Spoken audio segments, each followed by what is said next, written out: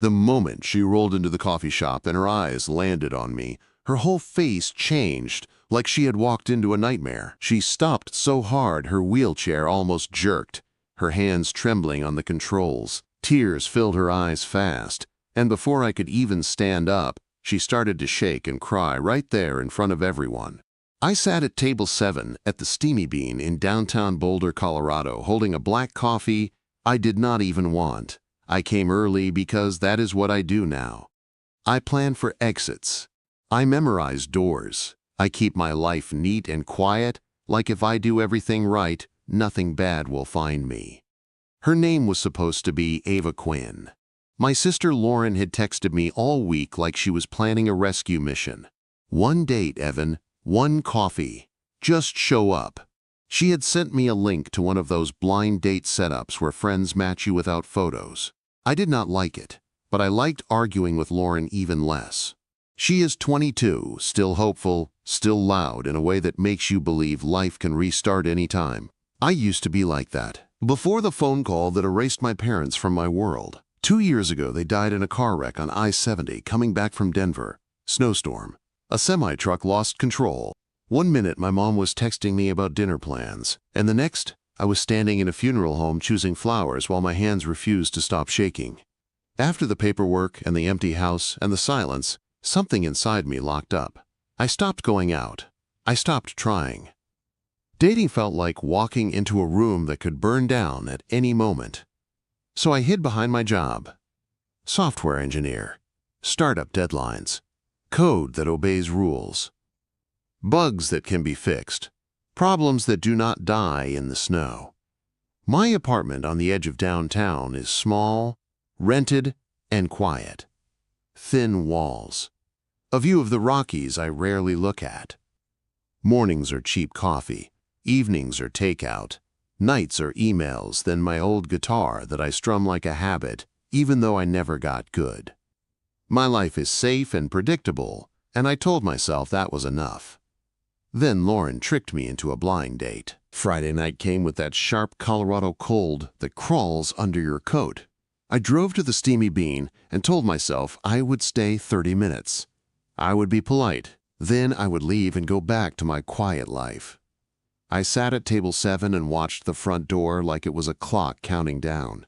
When the door opened, a gust of cold air swept in, and a woman rolled inside on an electric wheelchair. Blonde hair in a loose braid over one shoulder. A gray sweater that looked soft and worn. Her face was beautiful in a calm way, like she was used to holding herself together. She scanned the room, saw me, and I raised my hand in a small wave. She rolled closer, and then the shock hit her. Her eyes widened. Her mouth parted like she wanted to speak, but could not. Tears filled her eyes and spilled over. She stopped right in front of me and shook her head, as if the whole room had turned against her. People stared. A couple went quiet mid-sentence. Someone near the counter looked over, and then looked away like it was none of their business. I stood up fast, my chair scraping the floor. My heart was pounding for reasons I did not understand. "Ava?" I asked softly. She nodded without looking at me. Tears ran down her cheeks, and she wiped them with the back of her hand like she was angry at them. "I cannot," she whispered. "I cannot do this." Not again. I moved slowly, like I was approaching a scared animal. I knelt beside her so I was not towering over her. I kept my voice low. "Hey, it is okay. I am Evan. If this is not what you expected, or you want me to go, just say it." Her chest rose and fell in quick breaths. She pointed at her wheelchair like it was proof of something. "I thought my friend said the guy was like me," she said, voice breaking. "I thought she said he would understand. I do not want pity. I do not want someone sitting here like they are doing charity work. Please, just go."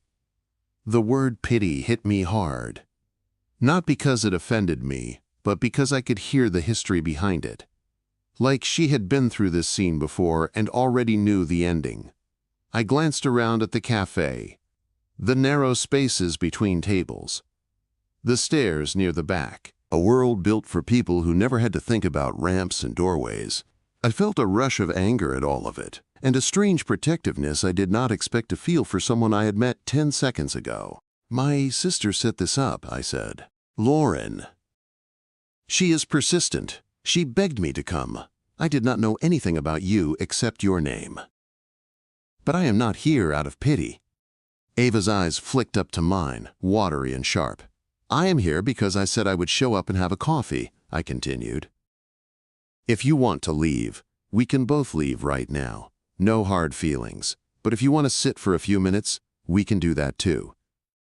No pressure. Just two people having coffee. Her hands still shook on the controls, but the shaking started to slow. She studied my face like she was hunting for a lie. I stayed still. I let her decide. You do not have to stay, she said, quieter now. I know, I answered. But I would like to. If you are okay with it. For a long moment she did not move. Then she took a deep breath, blinking back tears, and rolled toward the table. I walked beside her and pulled my chair back. She positioned her wheelchair across from me without help. That alone told me something about her. She did not want saving. She wanted respect. We sat in silence at first. I stirred my coffee even though I drink it black. Ava adjusted the cuff of her sweater, her fingers steadying, her breathing finally even. I forced myself to speak, gentle and normal, like we were not surrounded by the echo of her tears. So, I said, trying to give her an easy doorway. Do you like cappuccino, or are you more of a straight coffee person? A small smile flickered on her mouth, like she hated that it worked. Cappuccino, she said. Less sugar. I nodded, signaling the waitress, and when the cappuccino arrived, Ava wrapped her hands around the warm mug like it was an anchor. Then she looked up at me again. Her eyes were still red, but they were clear now. Her voice was steady, but there was a crack under it that made my chest tighten. Evan, she said, before we go any further, I need to ask you something. Quote. I swallowed, not sure why my throat felt tight. She held my gaze, like she was daring me to be honest. Do you still want to date me? The question hit me harder than I expected. Not because I did not know what to say, but because I could hear how many times she had asked it before, and how many times she had been disappointed. I looked at Ava across the table and kept my voice calm. Yeah, I said. I do, if you want to keep talking. If you want to see where this goes. I came here for coffee, but I would like to know you. Her shoulders dropped a little, like she had been holding herself up with pure tension. She blinked fast, then nodded once. Okay, she said. Quiet but firm. Then no pity, no hero stuff, just normal. Deal, I said. I am not great at hero stuff anyway. That earned a small smile, and something in the air softened. The cafe noise returned around us. Cups clinking, people laughing, the espresso machine hissing like it always had. But our table felt separate, like we were in our own small bubble. Ava took a sip of her cappuccino and studied me again. So what did your sister tell you about me? She asked. Almost nothing, I admitted. Just your name, your age, and that you were amazing. She said I needed to stop hiding. Ava's eyes narrowed like she could sense something behind that word. Hiding from what? I hesitated, then shrugged. Life, I guess. I lost my parents 2 years ago. Car accident on I-70. After that, I stopped trusting anything that felt good. Her expression changed, not pity, just understanding. That explains the way you watch the door, she said. I blinked. I did not realize I was doing that. You are, she said softly. I do it too. We sat with that for a moment, and it felt strange how quickly she saw me, like she did not have time for fake versions of people. Ava set her cup down and traced the rim with her fingertip. My friend who set this up, she said. She thought she was helping. She wanted someone who would stay. She probably thought if you had your own pain, you would not run. I swallowed. Do people run a lot? Ava laughed once, bitter and tired. It is almost funny now. Guys show up and act like they are doing a good deed. They tell me I am inspiring. Then they either disappear or they start treating me like a fragile project. I hate both. I get that, I said. People say the wrong things when they are uncomfortable. Or when they want to feel like a good person, she replied. I did not argue. I just listened. And she noticed. That seemed to matter to her. After a few more minutes, Ava leaned back slightly. "You want the story?" she asked. "The reason I am in this chair?" "If you want to tell me," I said. "You do not owe me anything." She held my gaze like she was testing if I meant it. Then she nodded. 4 years ago, I was training as a competitive skier, she said. I lived for it. The speed, the cold air, the feeling that my body could do anything. One morning near Aspen, I was driving to practice and a car slid on black ice. It hit me head on. My chest tightened as she spoke, because car accidents had become a kind of nightmare language to me. I stayed quiet and let her finish. I woke up in the hospital, she continued. Doctors, tubes, beeping machines. They told me I would not walk again. Paraplegia from the waist down. I thought my life was over. Her voice stayed steady, but her eyes looked far away. My boyfriend stayed for 2 months, she said. Flowers, visits, promises. Then one day he told me he did not recognize me anymore, that I was a broken version of the girl he loved. He left, and every date after that has felt like a countdown. I felt anger rise in me, sharp and hot, not at her, but at the way the world had treated her, like she was something to be accepted or rejected like a product. That is horrible, I said. Ava shrugged like she was used to hearing people react. It is reality, she replied. I rebuilt anyway. I work from home now. I designed adaptive tech. Accessories, apps, things that make life easier. It gives me purpose. That is more than purpose, I said. That is changing lives. Ava's mouth twitched like she wanted to argue but decided not to. What about you? She asked. Besides code and hiding. Who were you before everything? Quote. The question made my hands go cold. I stared at my coffee like it might give me an answer. I was normal, I said finally. I went out. I laughed. I made plans without thinking about how they might disappear. After my parents died, I sold their house. I handled the paperwork. I acted fine. Then I went home and started living like I was already old. Ava watched me with that same quiet focus. And your sister is trying to drag you back, she said. Yeah, I admitted. Lauren does not know how to give up. Ava's eyes softened. I like her already, she said. When the barista called last orders, I realized how long we had been talking. The café was starting to empty, chairs turning upside down on tables. Ava checked her phone and let out a surprised breath. I did not think I could do this, she said, not without wanting to bolt. Me neither, I said. But I am glad you stayed. We rolled and walked out into the cold together. Her adapted van was parked nearby, and I walked with her to it without thinking, like it was natural. At the ramp, Ava paused and looked up at me. This was not what I expected tonight, she said. Same, I answered. But I would like to see you again, not because of what happened, just because I like talking to you. Ava's throat moved like she swallowed something heavy. I would like that too, she said. Text me. We exchanged numbers, and when she drove off, I stood in the cold watching her taillights fade. My chest felt tight, but not from fear, from something awake. The next day, Ava texted first. Public park near Pearl Street, 4 o'clock, if you want. No pressure. I almost talked myself out of it, but I went anyway. At Chautauqua Park, the Flatirons rose in the distance, huge and steady. Ava was waiting by a bench, a thermos in her lap. When she saw me, she smiled like she had already decided I was safe. We talked while she rolled along the accessible trail and I walked beside her. We joked about Boulder people and their green smoothies. She teased me for being too serious. I teased her for pretending she was not stubborn. A few days later, she invited me to her place, ground floor apartment. Wide doorways, low counters, sketches on the walls and prototypes on the table like her mind never rested. She showed me a 3D printed handle and explained how it helped people grip better. You turned pain into something useful, I said. Or I just refused to disappear, she replied. The next week, I went with her to physical therapy. I watched her push through exercises that made my arms ache just from looking. Sweat beaded on her forehead. She did not complain once. In the parking lot after, she looked at me like she was daring me to flinch.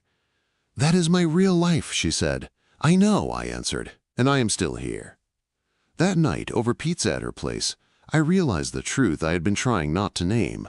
I was falling for her, not for the chair, not for some story about strength, but for her sharp mind, her dry humor, the way she made my quiet world feel less like a cage. But when I reached for her hand in the park a few days later, she pulled back.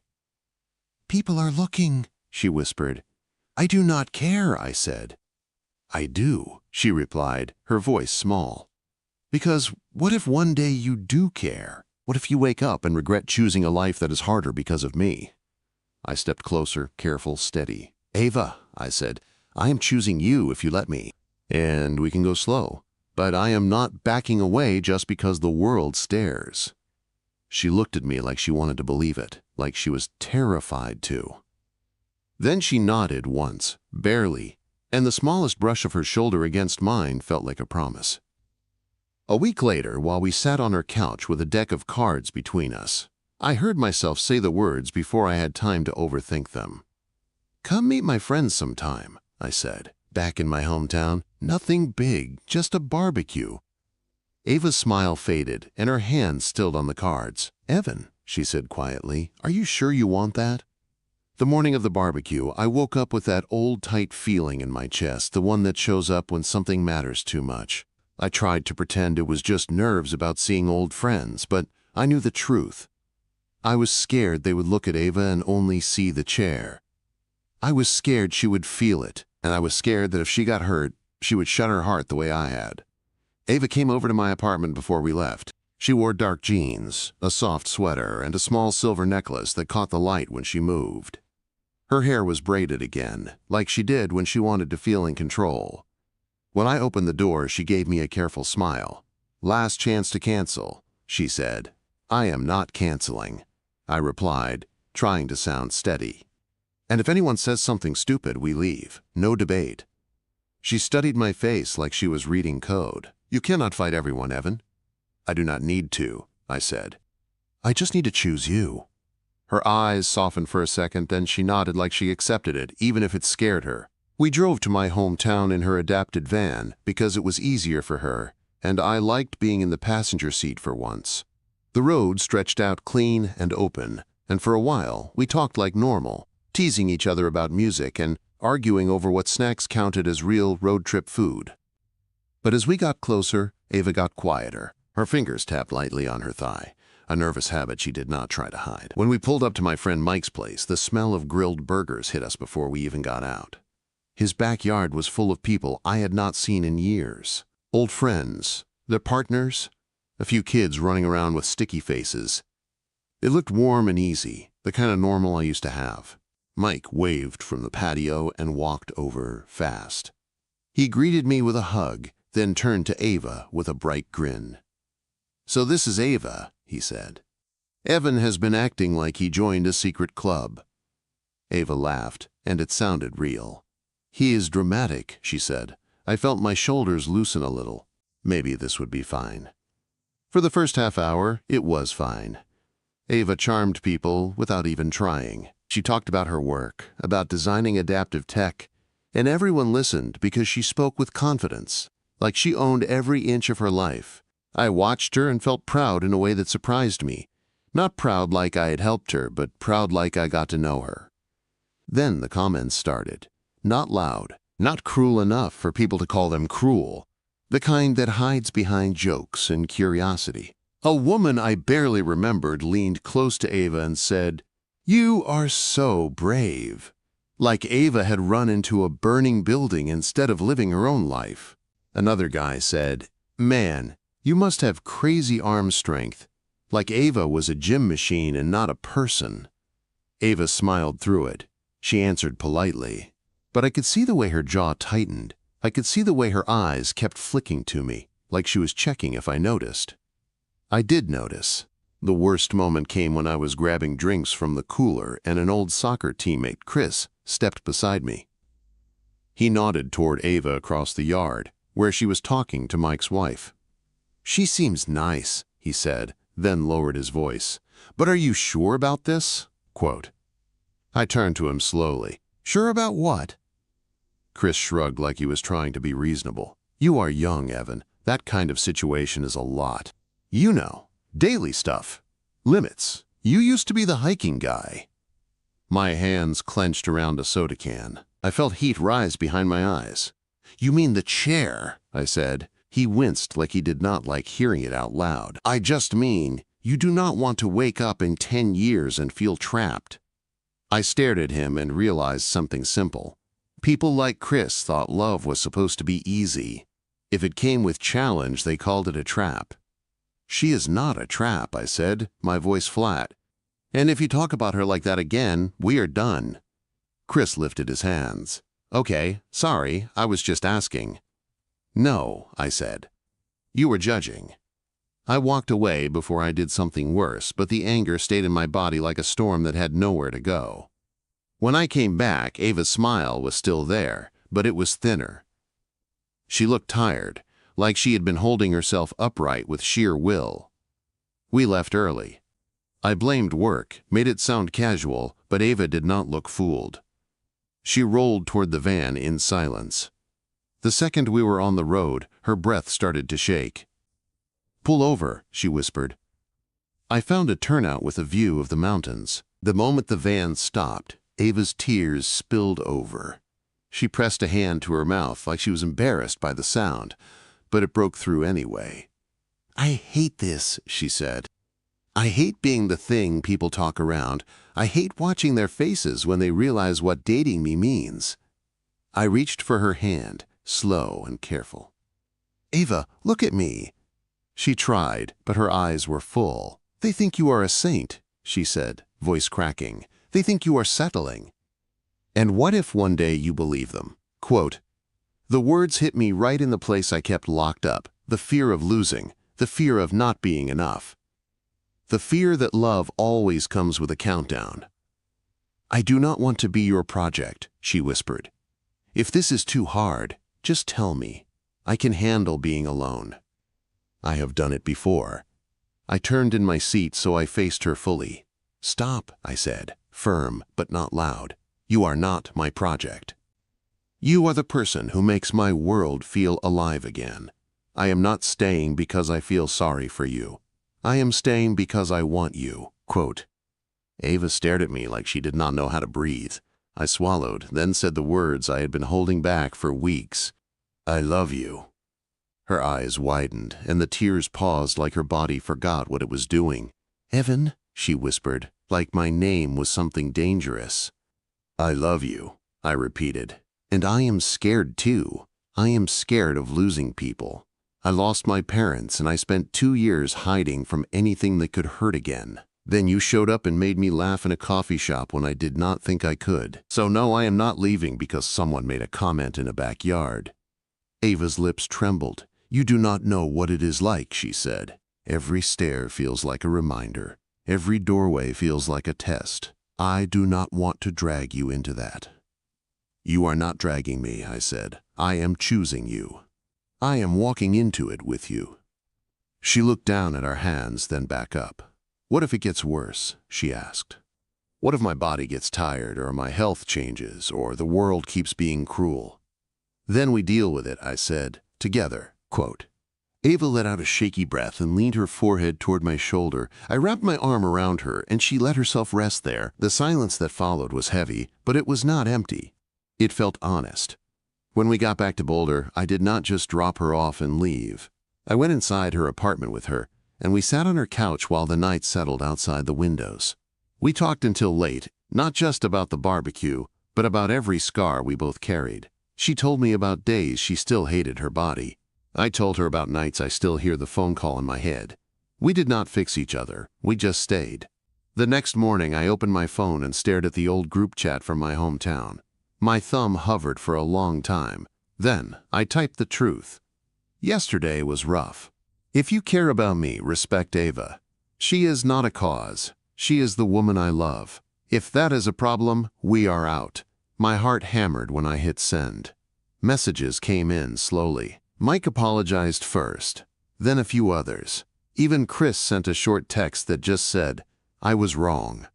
I am sorry. I did not know what to do with the relief, so I went to Ava's place with coffee and held her hand while she read the messages. A few days later, we went to the farmer's market downtown. Crowds, music, the smell of fresh bread. It was the kind of place Ava usually avoided because of the stairs. We walked and rolled side by side, and I kept my hands to myself, waiting for her to set the pace. Then, right in the middle of the crowd, Ava reached for my hand first. Her fingers slipped into mine, firm and warm. "Let them look," she said quietly. "I am done hiding." I looked at her, stunned by her courage. She held her head high, her eyes bright, and for the first time, I realized the truth. I was not the brave one for staying. She was the brave one for letting me in.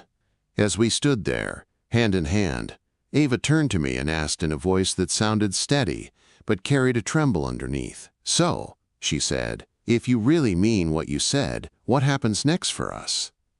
When Ava asked what happened next for us, my first instinct was to answer with a plan. That is how I survive. I turn feelings into steps. I turn fear into a checklist. But standing there in the middle of the farmer's market, her hand in mine, I realized she was not asking for a schedule. She was asking if I was still here, even when the world was watching. So I squeezed her fingers gently. "Next," I said, "we keep choosing each other. Not when it is easy. When it is real." Ava's eyes held mine, and for a second the crowd noise faded. Then she nodded, and her smile broke through like sunlight. "Okay," she whispered, "then I need to do something too." She guided her chair toward a quieter spot near a booth selling candles and handmade soaps. The air smelled like cinnamon and warm bread. She took a breath like she was about to step off a cliff. "I have been holding part of myself back," she said. "Not because of you. Because of me. Because I keep waiting for the moment you realize you deserve better." My chest tightened. "Ava," I started. "No," she said, firm. "Let me finish. I have spent years protecting myself by leaving first, even if I did not actually leave. I pull away in little ways. I test people. I make sure I can survive without them. But I do not want to live like that anymore." Her voice softened. "With you, I feel safe. And that scares me more than the chair ever did." I felt my throat burn. "It scares me too," I admitted. "I lost my parents, and I thought if I never let anyone close, I could never lose them. But then you came into my life and made it impossible to stay numb." Ava's eyes shimmered. "So we are both terrified," she said, trying to laugh, but it came out shaky. "Yeah," I said, "but we are doing it anyway." That night, we went back to her place and made dinner together.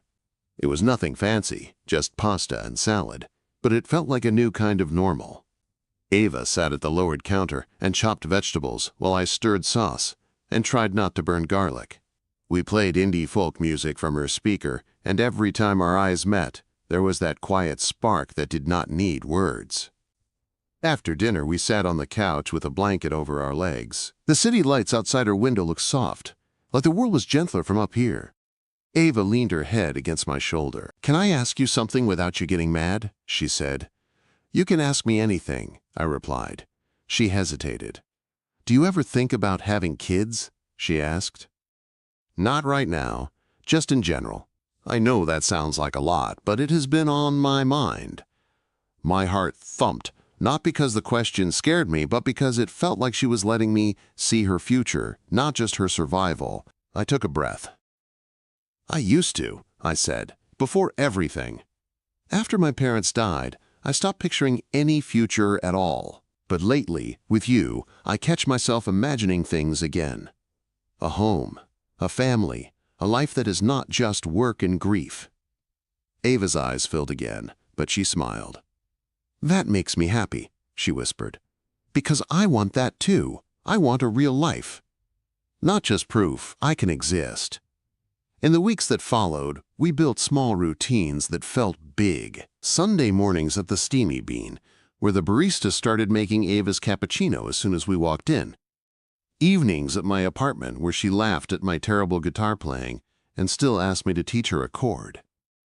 Long drives with her hand resting on my arm, like she belonged there. We also faced reality, the kind that does not care about romance. One morning, Ava woke up with spasms that left her exhausted and frustrated. She snapped at me when I offered help, then immediately looked guilty. "I hate days like this," she said. tears in her eyes. I hate needing things. I sat beside her on the bed and kept my voice steady. Needing someone is not weakness, I said, and you do not need to earn love by being easy. Ava stared at me like she was letting the words settle into her bones. Then she reached for my hand. Stay, she whispered. I am here, I said, always. A month later, Lauren came up from Denver to visit. She walked into Ava's apartment and nearly cried the second she saw us together. She tried to hide it by joking, but her voice shook. I knew it, she said, pointing at me. I knew you just needed the right person. Ava smirked. So you tricked him, she said. Lauren raised her hands. I prefer to call it strategic hope. That night, after Lauren left, Ava looked at me differently, thoughtful and quiet. She really loves you, she said. She saved me, I admitted, even when I fought her. Ava nodded. Then maybe it is time you stop just surviving, she said. Maybe it is time you start building. The idea stayed with me, building, not just feelings but a life. 2 months later, on a crisp fall evening, I asked Ava to drive with me to Boulder Reservoir. The water was still, reflecting the sky as it turned purple and gold. The air smelled like pine and cold earth. I brought a blanket, hot chocolate, and a small paper bag that felt heavier than it should. Ava rolled beside me near the edge of the grass where the path was smooth. This feels like a setup, she said, amused but wary. It is, I admitted, my heart pounding so hard I could feel it in my throat. I knelt in front of her, right there under the open sky. My hands shook, but I did not hide it. Ava, I said, the night we met, you asked me if I still wanted to date you. And I said yes, but I did not realize what I was really saying yes to. I was saying yes to life again. You did that. You brought me back. Ava's eyes widened. Evan, she whispered, I am not here because I am brave. I continued. I am here because you are worth it. Because you make me feel like love is not a risk I have to avoid. It is a choice I want to make.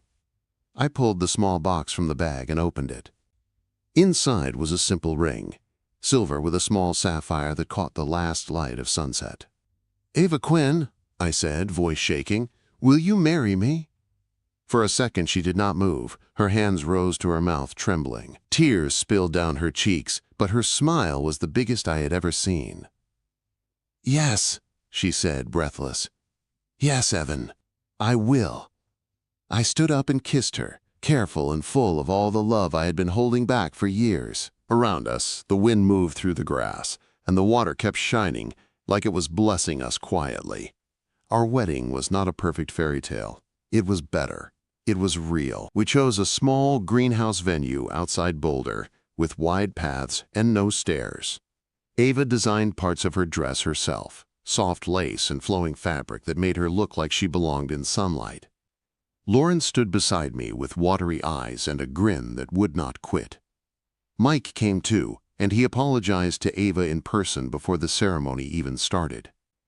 Ava accepted it with calm grace, like she had outgrown the need to punish people for their ignorance. When Ava rolled down the aisle, everyone stood. Not because they felt sorry for her. Because she was radiant. Because she was the bride, and she owned that moment completely.